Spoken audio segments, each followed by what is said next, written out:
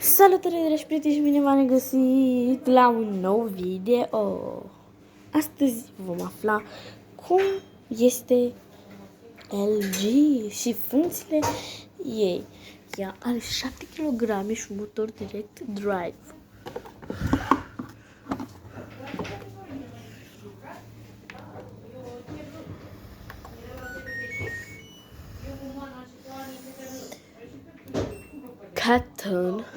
Cotton, intensiv, rinse, pre-wash, delay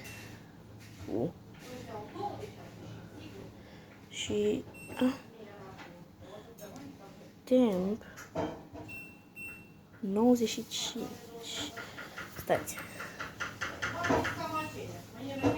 95 close și rotații 1200.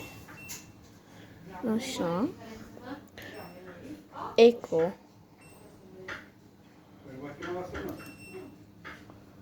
Intensiv, rinse, pre-wash, temp. Numai 60. Mixed fabrics.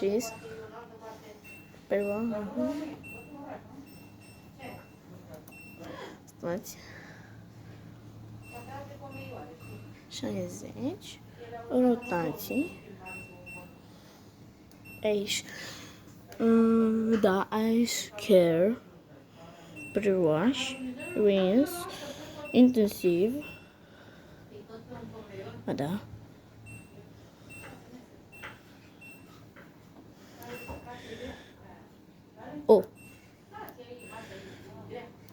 Silent wash.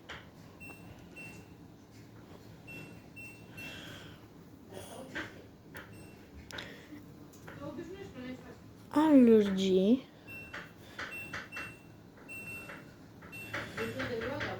Baby stem cure. Rinse spin. Tube clean. Duvet. 40. Cook. Sportwear.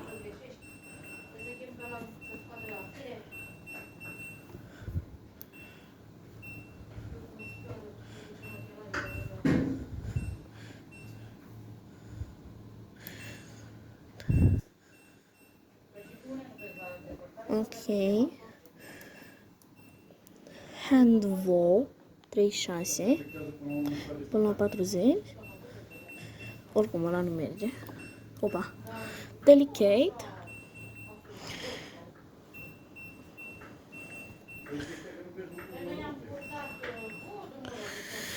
Și atât. Și aici avem pe The Whirlpool, care nu prea mai e ea cum era înainte, dar merge. Bumbac 95, 60, așa. Și gata. Nu mai vreau să vă mai prezint și pe asta. Să vreau să prezint. Da. Și așa se deschide. Pa, dragilor.